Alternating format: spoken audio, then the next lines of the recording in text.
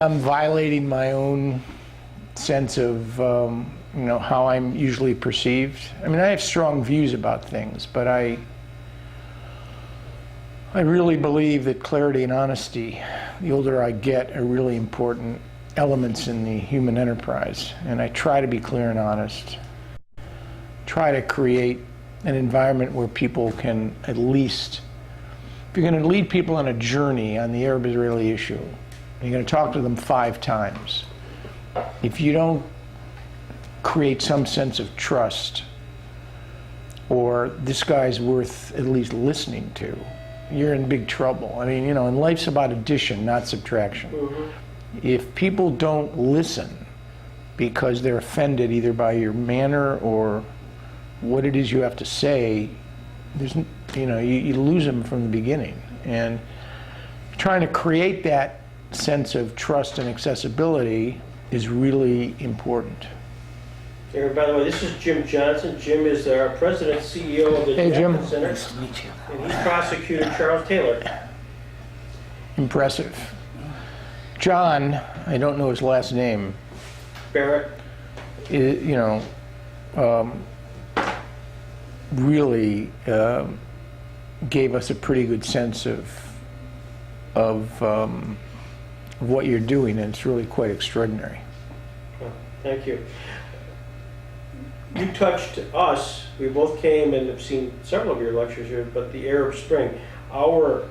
Annually we do the International Humanitarian Law Dialogues, and this one this year is in fact entitled The Long Hot Summer After the Arab Spring, Accountability and the Rule of Law.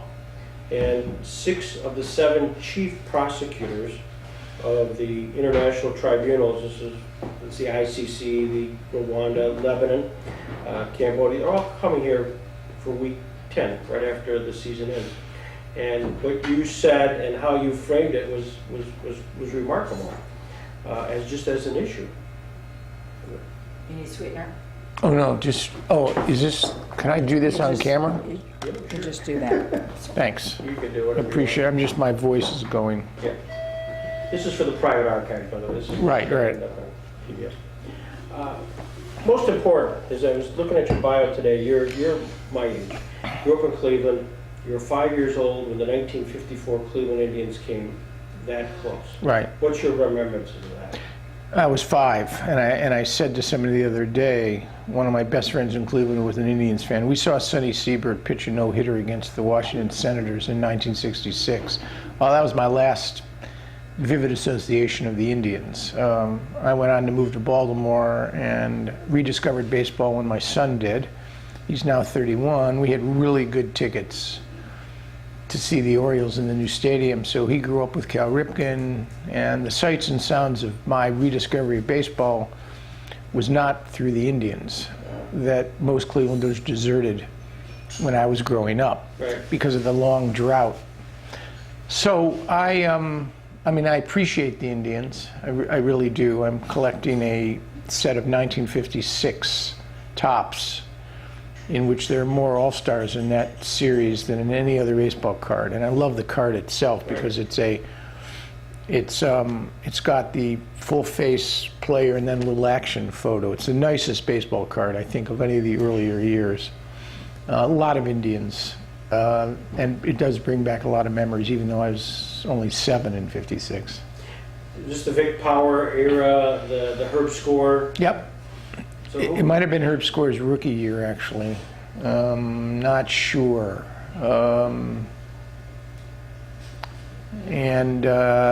Actually, Tito Francona was later. Bobby Avila, Al Rosen, of course. I mean, they were great players, and I remember them. But the Indians were not, growing up, the Indians were not a part of my sort of boyhood. This is important stuff to understand. Right, I mean, I came back to it later through my son. You found your way really studying early on the Civil War, and that's where your scholarship originally started. What's the segue between the Civil War and kind of ending up in the State Department? Well, I wanted to be a historian. I knew that from a very early age. And I went off to the University of Michigan, do a PhD in Civil War history, got to my master's degree, and there wasn't really much emotional resonance. I had run into two individuals, two professors who were undergrad, who taught me as undergrads at the University of Michigan. Richard Mitchell, who was of Syrian extraction, who was an expert in the Muslim Brotherhood, and Gerald Linderman, who was a historian of Americans at war. And both of them had been Foreign Service officers before they came to the university. And they had great wisdom, in my view, because they didn't teach just out of books. They had an experience that went well beyond campuses or libraries or research and scholarship. And they profoundly sort of showed me that if I wanted to teach, I should probably get some of the experiences that they had.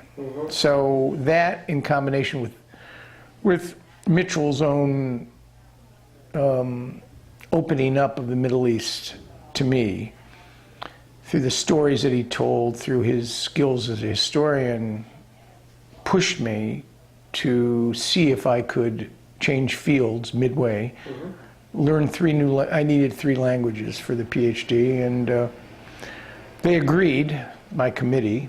So Lindsay and I were married in May of '73, and then we packed up everything and went to the only city in the world that you could learn Arabic and Hebrew as living languages at that time, which was Jerusalem. And then 5 months later, the October War broke out, which redefined my entire conception of what I wanted to do. History was no longer, as important as it was no longer, or at least teaching it was no longer what I wanted to do. It's too presumptuous to say I wanted to become a part of it, but I was much more interested in the contemporary world than in the past. So came back to Ann Arbor, finished up my degree, and moved to Washington, where the research for my PhD dissertation was. And in a supply closet at the Department of State, I found several boxes of material that had not yet been, well, they had been sent to the archives. No one had discovered them. What I discovered was what was then carbon copies of a trove of documents, which became the bulk of my dissertation on Saudi Arabian oil and American foreign policy. And then I started writing histories at the State Department, and then that was too academic, became an intelligence analyst for the Bureau of Intelligence and Research, which is part of the U.S. intelligence community. Did that for a while. Had a temporary tour in Jordan, Amman, Jordan. Then became interested in policy. Got a job on Secretary of State George Shultz's policy planning staff. And then in '89, everything changed because, the most consequential Secretary of State in the last 40 years since Henry Kissinger got the job, James Baker. And that happened to coincide with Saddam's invasion of Kuwait, which created a huge opportunity for the United States. And then for the next 15 years, I presided and helped and participated in this intensive American effort under Republican and Democratic administrations to help Arabs and Israelis, Jordanians, Palestinians, Syrians, Israelis, negotiate an end to their conflict. And that was a pretty intense period. And it came to an end. I went from, as I mentioned in one of my talks, from being Dr. No as an intelligence analyst to Dr. Yes as a negotiator to Dr. Maybe. Maybe, which is where I am now. Wondering whether or not this extraordinary conflict can be resolved. So, against the backdrop of everything else that is happening. You and your wife were there during the October War. What'd you make of that at the time? You're kind of there, all of a sudden, boom. Right, I'd never been in a society mobilized for war, even though war was at the borders. I mean, young men disappeared from the streets, eggs from the supermarket. I never served myself, had never been in a combat zone before, had an opportunity 3 weeks after the war began and the ceasefire was concluded to go to Sinai and to observe the wreckage of the last major conventional Arab-Israeli war that has been fought up until now, and probably there will not be a conventional war involving aircraft and tanks. It was a scene out of, well, it was a scene I'd never experienced before. I mean, charred remains of artillery pieces, tanks, dead bodies, in a vast sort of, moonscape in southern Sinai. It had it was almost surreal. And if you weren't a veteran, I think to see this was, it reframed my own reality about the costs of conflict, but also in some respects about the inevitability. Mm-hmm. And I think that, it also drove home to me the reality that if war is going to be used as an instrument, it needs to be done under circumstances which are vital necessity, not for discretionary purposes, given the costs involved. Mm-hmm. And that stayed with me and still does as I look at America's own, well, in the last decade, its own overreach, using military force for purposes that didn't have clearly defined political ends. And what are the costs of that in a republic in which you have a volunteer army, which is now much more easily utilized by presidents? Had there been a draft in this country, we would not have been in Iraq and Afghanistan for a decade. Mm-hmm. And the notion that 0.5% of the general public are in the military. I made the point earlier this week that when my father went to war in 1941, there were 130 million Americans, 16 million of them served.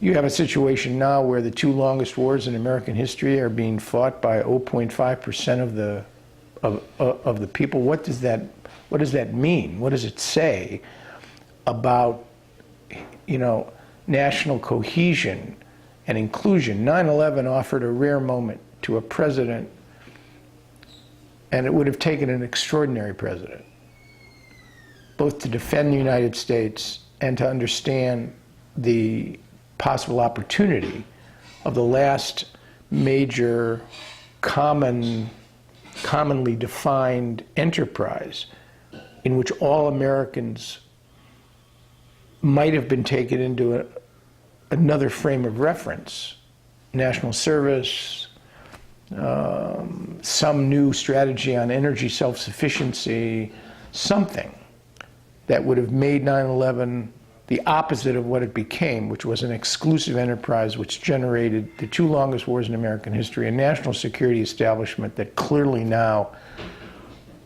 we're seeing has itself overreached in the interest of protecting the United States. That became a kind of an exclusive club rather than an inclusive enterprise, which should have reached out and included many more Americans. But it would have taken a president of rare, uncommon judgment, and caught up in the realities of 9/11. I'm not sure. I mean, it's a very high standard. Mm-hmm. And since nothing in America lasts more than 15 minutes anyway, since we have a kind of a national collective attention deficit disorder in this country, we don't focus. We almost can't focus. I watched the Newtown shootings in horror, and I listened to the commentary. This is the one thing that's going to transform the debate over gun control. It's going to change the country. It didn't change the country. And this, these moments where Americans are affected by these collective enterprises, they don't come along very often. I think back over the years and I wonder, Jack Kennedy's assassination, that was turned into an extraordinary opportunity for whatever Johnson's reasons. He used the trauma and grief over Kennedy's murder to pass two civil rights bills, and at least to try his hand at great society never would have happened without Kennedy's murder. So I think these moments can be turned to the national advantage, but it really takes a rare degree of leadership to do so. Talk about leadership. You mentioned the Secretary of State who you most admired in the last 40 years, James Baker. What skill set did he have that distinguished him from others that you worked for, with? Well, he had the negotiator's mindset, which is, I don't know where you get that from. Kissinger had it. He was an academic and nuclear theory and an historian. Baker was a Marine and a lawyer. They both had it. It's a capacity to see the world as a chessboard or as a giant jigsaw puzzle, and they see how the pieces fit together in a way that most people don't. They both were men of extraordinary energy and drive. They were actors and could manipulate and understood how to use their personas to do that. They had the confidence, particularly in Baker's case, of their presidents, which is an essential. If the president doesn't have your back at home in Washington or abroad, you cannot be an effective Secretary of State. And of course, they were lucky. And the role of fortuna in the human enterprise is something I've begun to appreciate much more. Teddy Roosevelt was right. Had there been no Civil War, no one would have known Lincoln's name. This was TR's quote. He said it, I think, frustrated that he missed his own opportunity for a national crisis, which would have enabled him to become presumably one of our greatest presidents. So luck is really important, because I don't care how good you are, how much talent you have, if the opportunity doesn't present itself so that you can throw yourself in the middle of the mix, you cannot achieve greatness. And I think that goes beyond, I might add, just politics. It affects everybody's life. You mentioned President Obama as such a micromanager of the foreign policy. Is that, in your study of history, is that unusual that he's been so hands-on? Well, a lot of it has to do with the fact that we're facing, or we were involved, not in Iraq anymore, in the two longest wars in American history. What are the issues that essentially affect the American public? That's the real issue, and presidents want to keep control of foreign policy issues that have domestic political resonance. That's one piece of it. Second is the whole counterterrorism aspect, which also affects directly the public. If we were attacked again by Al-Qaeda, a major consequential attack, it would be a huge liability for any president. And I think that tended to centralize control in the White House. I just think by nature, Obama is controlling. Micromanaging, what I meant is, and I think what I said is that he dominates, he doesn't delegate. And on the key issues, Iran, the peace process, the U.S.-Russian relationship, China, the wars, of course, national security policy, all of this remained housed in the White House National Security Staff, which left Hillary Clinton, his first Secretary of State, in some respects with a problem. I think she made a virtue out of necessity and decided, well, if he won't let me play in these consequential issues, then I'll define my own agenda, which she did. And I'm not sure how risk-ready she would have been anyway, given the fact that her own political career is ascending. And it's not coincidental, I'm not criticizing her, that the issues in which she became involved as Secretary of State, gender equality, the environment, are all have political domestic residence here. We're going to have this event in 2 weeks, the long hot summer after the Arab Spring. I probably don't know of anybody more than you who's sort of global picture of that particular question of the long hot summer after the Arab Spring, kind of what the key issues are and how we even should frame our little 3-day conference. Well, it depends, form follows function. The question is, what do you want to achieve? Whenever I do something, I ask myself, what is it that what am I trying to do? I mean, to encompass in, a 3-week conference, the magnitude and depth and unpredictability of the changes that have now been loosed in this region is, it's an extraordinary challenge. To try to do it in 3 days is very difficult. You have to figure out what the organizing principle is. Now, as an American, my thought is always, is this good or not good for us? What do we do with respect to trying to protect our interests? What's realistic, what isn't? And from there's so many different aspects. There's the morality and ethics and legal aspects of how we comport ourselves. I mean, we've willfully chosen not to describe the Egyptian military's direct intervention to unseat a democratically elected government as a coup. I mean, I would argue, I agree with the fact that we have not suspended military assistance to Egypt. I think, to me, it's a problem of logic that if, in fact, you provided military assistance for 30 years to a government, Hosni Mubarak, who made no pretense at democracy, who violated human rights routinely, who arrested thousands of Egyptians, and who would never have allowed the kind of public will to be displayed on the streets of Cairo, how can you then, regardless of what our statutes say, how can you then suspend military assistance to a government that, is still only in its infancy in trying to struggle with these questions? There's certain realities here. The Egyptian military is one of the least democratic forces in the country. I mean, they didn't borrow the lesson that George Washington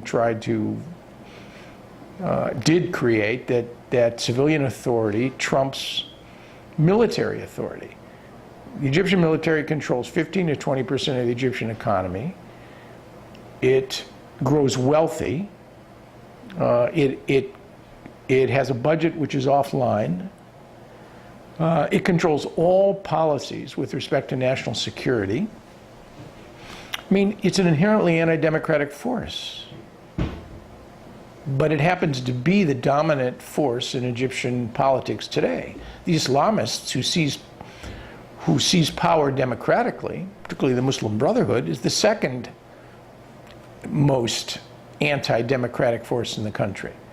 So Egypt's future has been in the hands of two forces who structurally, in my judgment, aren't capable of producing real democratic life, as I see it. And I indicated you need 3 things to build democratic polities. You need leaders who transcend sectarian, religious, or corporatist interests to conceive of an Egyptian, truly Egyptian national interest. You need institutions that are legitimate and not exclusive and have authority.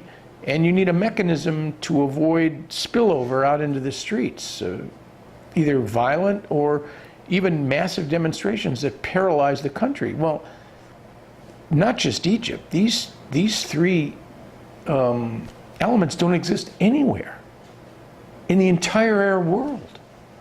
So I have to think to myself, the arc of change here is really going to be a long one. We're talking a decade, decades or more. And I pointed out that it took us 150 years to reconcile the promise contained in the Declaration of Independence with the reality that slavery, even though not mentioned by name, was validated in our own Constitution. 150 years and a civil war which claimed 1 million Americans dead and wounded, and we're still not there in terms of racial equality. So what do we expect? The Roman historian Tacitus wrote that the best day after the death of a bad emperor is usually the first day. I love that quote. We have to hope Tacitus is wrong. Because if he's right, I mean, this is going to be a long movie, and we are going to be managing, desperately trying to find our way here. Because I do not, hypocrisy, anomalies, contradiction pervades our approach. We intervene in Libya, but not in Syria. We encourage an Arab Spring in Egypt, but not in Saudi Arabia. We have statutes on the book that prohibit military intervention in a democratically elected election, and removal of that elected government, and yet we've chosen not to declare this a coup. I'm comfortable with all of these anomalies because I know what this region is all about. And if you want clarity, this is not the place for you. It's gray. One of the this is so terrific, Aaron. The conference itself is bringing the prosecutors. Their job, and usually by charter, or UN charter, is to prosecute those most criminally responsible for crimes against humanity, no matter what the consequences.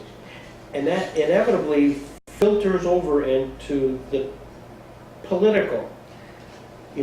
I'll give you a prime example.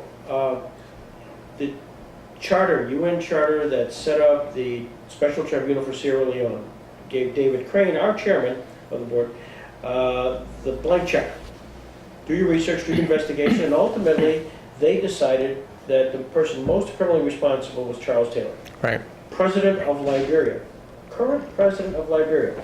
Without interference and without any input, he decided to get an indictment, served an indictment, an arrest warrant. And all of a sudden, President of the United States, like, what has just happened? That world. In your world of diplomacy, where you worked for the State Department, and the State Department definitely was not very excited about having a president, third president, be indicted. How much overlap is there in that whole accountability, rule of law? There's always a tension. Yeah, I mean, I worked in an area in which the pragmatism and practicality of trying to put together a negotiation created an approach for the United States that essentially ignored international law and convention. I mean, the UN and UN Security Council resolutions, which contain, well, I'm going to call them, when it comes to the Arab-Israeli conflict, there are no obligatory, no Chapter 7 resolutions. I mean, we're not talking about Iraq here. We're talking about UN Security Council Resolution 242, which is the normative concept for governing negotiations between Arabs and Israelis. These are not mandatory, obligatory UN Security Council resolutions. But, there are principles to which we ascribe: acquisition of territory by force, for example, creation of settlements in occupied territory, movement of peoples, displacement of peoples. All of these principles we essentially subordinated to a broader goal, which was to try to get a negotiation going. Because the operating premise was, there's no way a UN Security Council resolution or any statement passed by the Security Council or any principle of international law is going to end the Israeli-Palestinian conflict. Not going to end the Israeli occupation of the West Bank. Only a negotiated solution is going to do. So we made exceptions. We ignored these principles, which the Palestinians and the Arabs primarily brought to our attention repeatedly, wondering why we wouldn't apply them. Why we wouldn't sanction Israel, why we wouldn't support UN Security Council resolutions which threatened Israel with consequences if settlement activity weren't stopped. And the answer was always the same. We had no good answer. We have an obligation to uphold international law and conventions, but the answer was, look, if you want the Israeli occupation to end, the way to do it is through a negotiation. Now, in the South African situation, a compelling case can be made that it was external pressure, sanctions, that really had a critical impact in changing the attitudes of white South Africans and creating enough pressure. But that was married to an internal process, which involved the de Klerk and a Mandela, which was more critical. So these are contradictions and anomalies that coexist. And had we had more success in ending the Israeli-Palestinian conflict, I mean, maybe John Kerry will. I doubt it when it comes to a conflict ending agreement, but he may be able to come up with something. It will be as a consequence of the same application of logic. You know, the Israelis continue to expand settlements. My friend Saab Erekat just launched another protest the other day.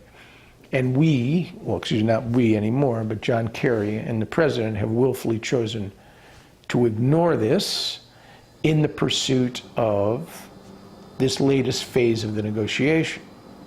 Another example, we ignored, when we were dealing with Arafat during the 90s, a high-handed, in some respects, authoritarian ruler in his own style. We ignored the state security courts, which essentially would sentence people without due process. The Israelis ignored it too, because Arafat's maintaining control was critically important to the success of a negotiation.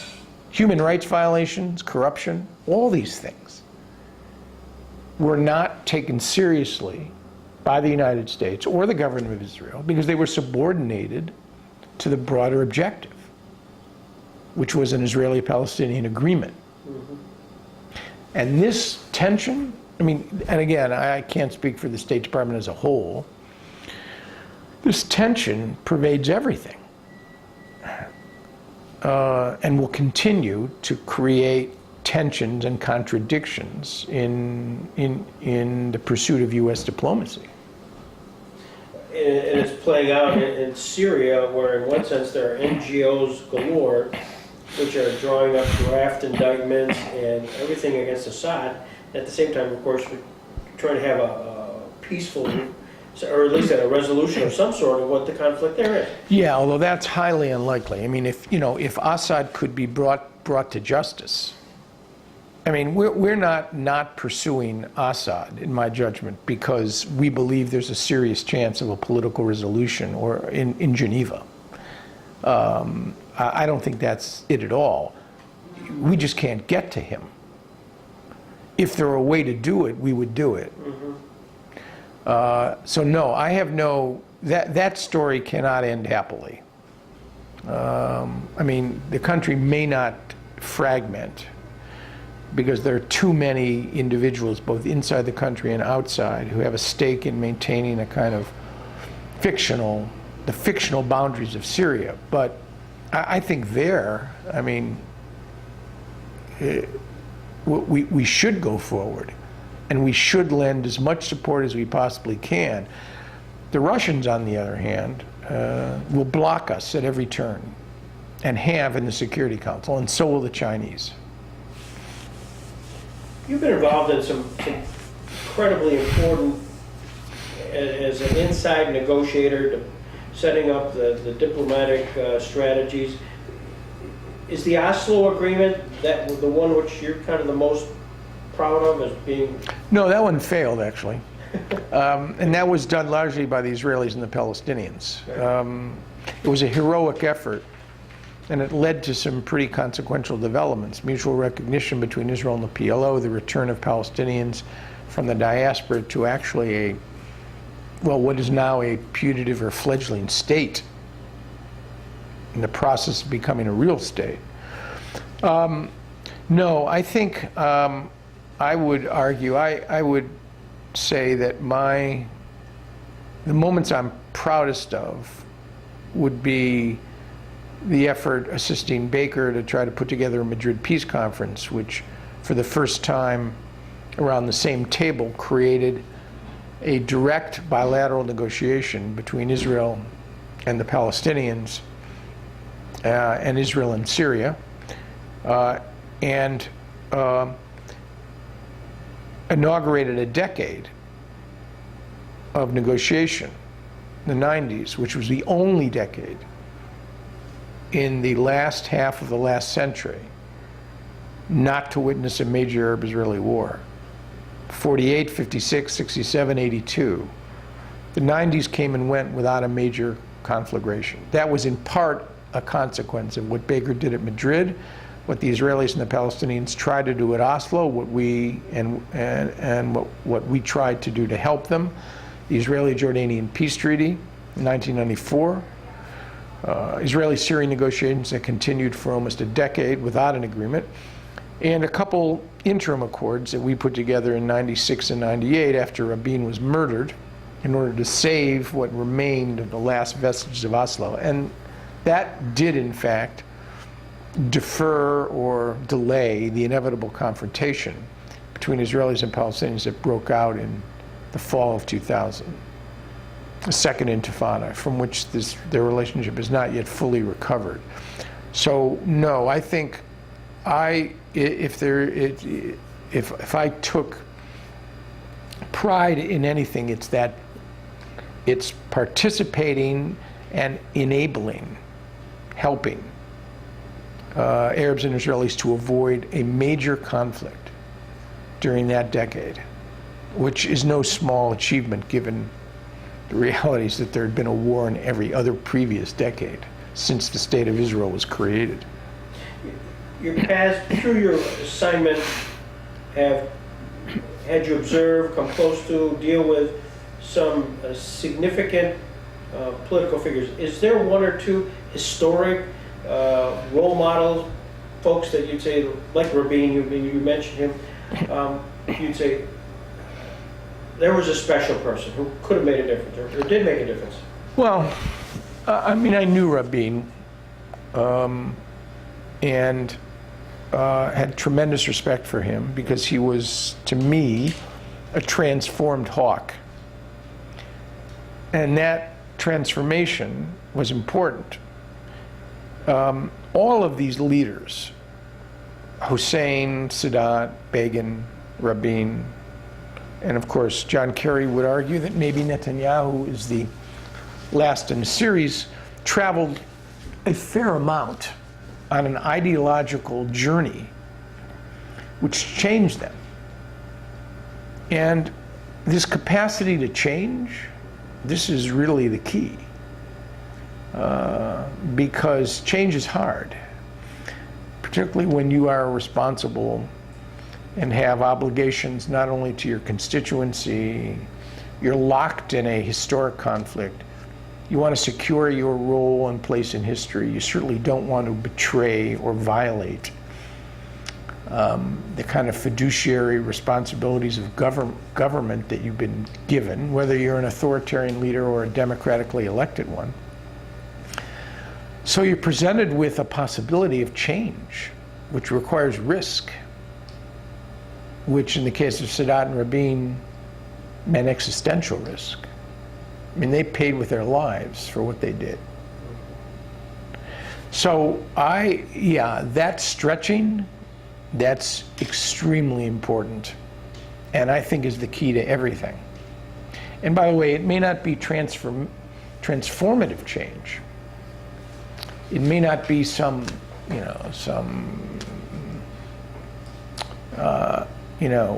religious or political epiphany. It's what I call transactional change.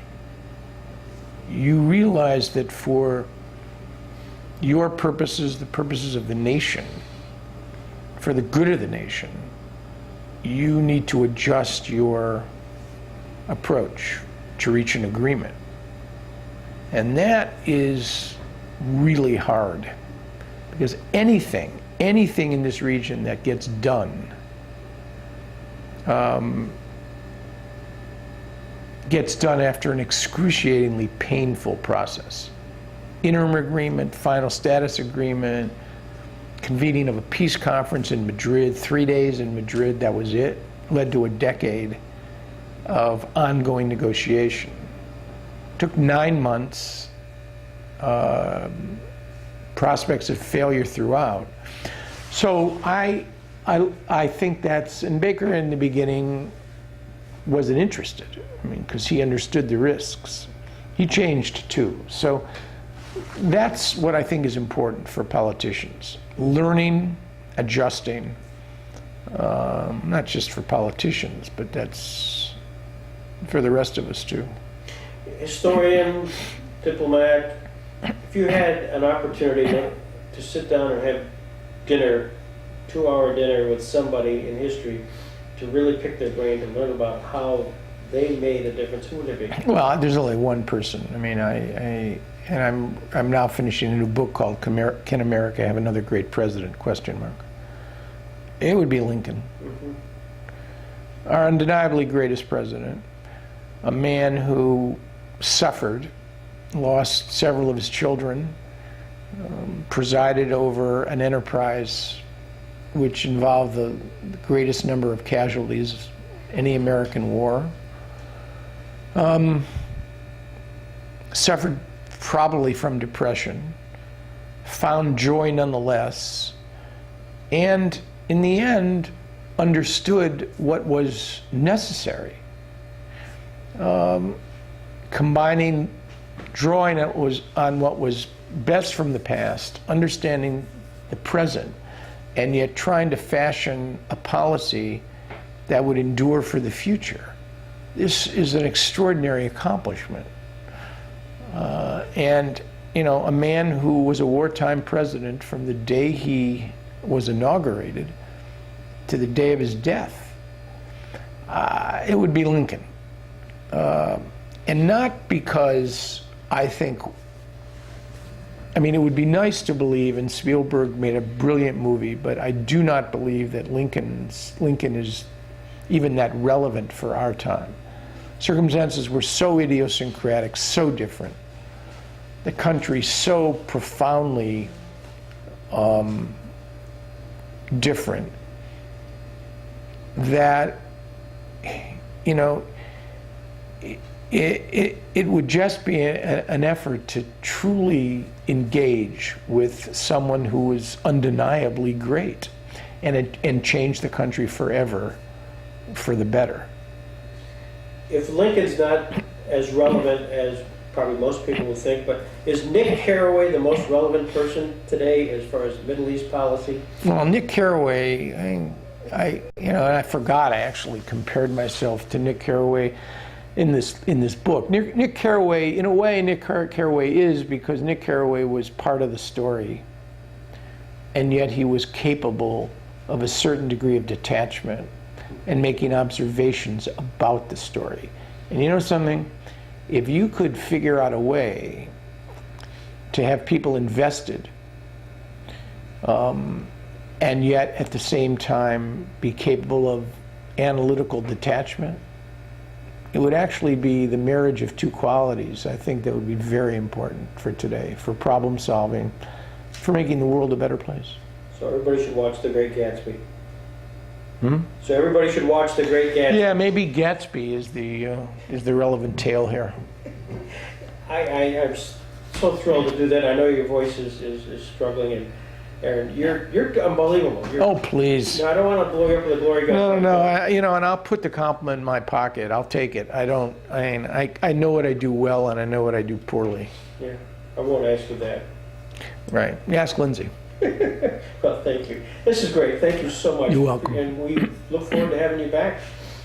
Love Chautauqua. It's wonderful. You go try to get back here. You get back here to just retreat? No. We have a place in Maine where we go. Lindsay's up there most of the summer. Yeah. It's different than Chautauqua. There's some similarities. The lake, the the beauty, but this is a place someone asked me how did I describe Chautauqua, so I said it's a classroom without walls. Because the truth is, as I walked around, what goes on here after the presentations, from what I can observe, the engagement of people, the inquiry, is really, really, in some respects, as important, because it's the takeaways. I ask myself, people sit and listen for 45 minutes to somebody talk. What is it that they actually take away? What can they take away? These are complex subjects. The speaker knows exactly where he or she is going, but they're kind of being foisted upon. What do they actually take away? And the answer to that question is when you listen or walk through and you hear people having conversations about an idea or a thought or something you agree or don't agree with. In my judgment, that's the real value of this place.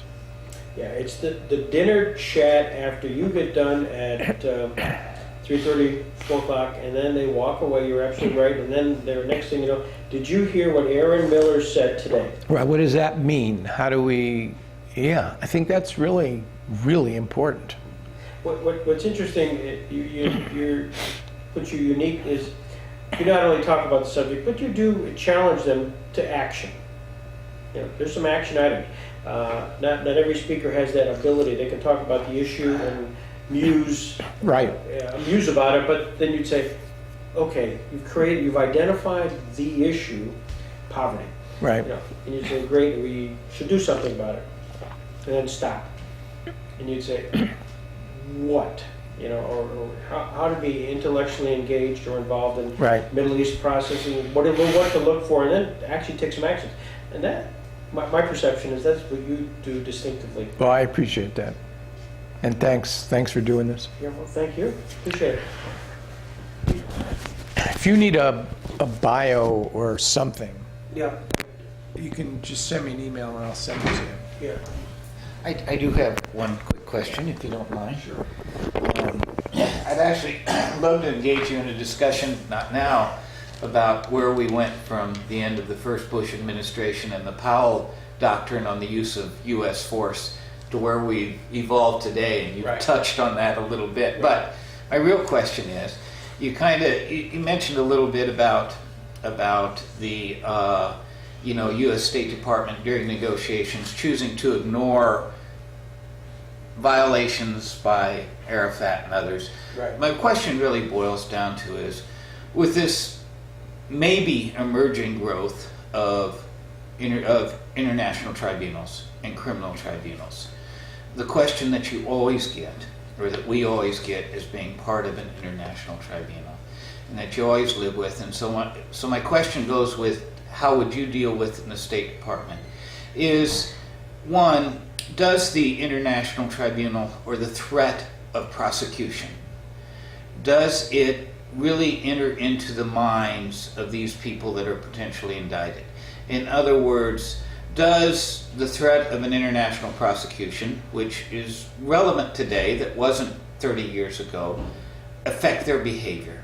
In other words, do they think about, am I going to go out and order these crimes and commit these crimes because now there's a fair chance that I may be prosecuted? And then the follow-on question to that, does the indictment, now that they're indicted, affect their behavior? You've got Bashir, we shouldn't have indicted him because now that he's indicted, he's not going to leave. Assad, the threat of being indicted, will that cause him to stay there longer than he otherwise would have? Because now the option of sliding away into exile somewhere and living out his life in luxury is diminished. I think there's no overarching principle to govern all of these situations. Number one, I think when a leader is involved in a fight, as Bashar Assad is, for the survival of his community, the idea of a prosecution is probably irrelevant. When you kill 100,000 of your citizens using chemical weapons or Scud missiles, you have so far gone beyond the pale that you aren't going to consider not doing something if it would enhance your prospects to survive because you're fearful of the risk of being indicted. But I would say, as a second issue, in a situation like that, I don't think you should care one bit about whether or not you should. As far as I'm concerned, we should be full steam ahead. Mm-hmm. We have certain principles we need to maintain. We do that not just, I might add, to have an effect, presumably, on the person you're trying to indict. You do that to maintain dignity, authority, rule of law, a set of international standards which offers some hope and accountability for others who are watching. So I would not, I mean, I never was put into a situation where there was this kind of moral choice. I mean, and I'm not sure, I mean, I could never, if I was working on Syria and this became a critically important issue, and the State Department was thinking whether or not to oppose, facilitate, enhance the indictment of the International Criminal Court of Bashar Assad, and you were writing a memo to the president, I'm not sure I could sign on to a view that said we can't do this because it threatens some diplomatic initiative at hand. I couldn't sign up to that. Because there are other reasons other than the impact that such an indictment is going to have that I think give this a legitimacy and a logic all of its own. I mean, I have mixed feelings about the death penalty. Very mixed feelings. Obviously, in large part because of the DNA issue. But, you know, there is an argument that society, whether or not the death penalty is effective as a deterrent, that the system needs, people need to understand that in the case of certain crimes, the state is willing to seek a maximum penalty in order to protect the kind of organizing principles of society, whether or not it's actually effective. And in a way, this issue is the same. You're going to do this and you should go ahead and do it, regardless of the diplomatic or political consequences, because it serves other purposes. And given the genocides in contemporary history, I don't think you have no other choice, in my judgment, but to go forward. Well, I'm a prosecutor, so that's certainly the position that I would take. That would be my view. Interestingly, your comment on the death penalty, just a footnote, in that, you know, after the convictions of all of those in Sierra Leone, and in particular after the conviction of Charles Taylor, I traveled throughout the country of Sierra Leone, meeting people in, you know, villages that, you know, you literally had to walk to get to, and meeting them. And the first question, inevitably, was always, why isn't he being put to death after we convicted him? Right. And, you know, and that's the culture. I mean, to them, his crimes deserved the death penalty. Right. Mm-hmm. Okay. Thank you. Thank you, guys. This has been terrific. If you ever get to Washington,